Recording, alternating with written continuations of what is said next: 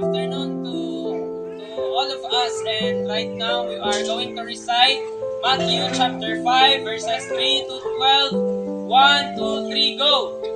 Blessed are they poor in spirit, for theirs is the kingdom of heaven.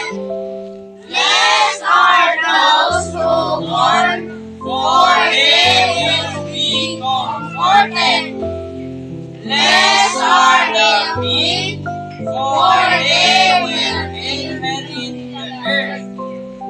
Blessed are those who hunger and thirst for righteousness, for they will be filled.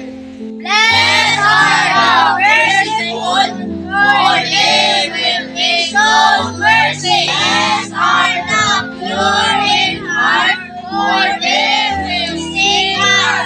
Blessed are the peacemakers, for they will be called children of God. Are those who are persecuted because of righteousness, for theirs is the kingdom of heaven.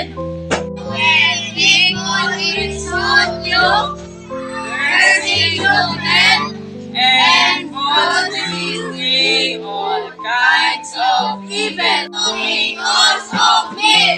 The same thing that because great is your reward in heaven. Same way they persecuted the prophets who were before you. Matthew chapter Chapter 5 verse 3 to 12. Amen, amen, to God be glory. Center of grace, guide me through each day.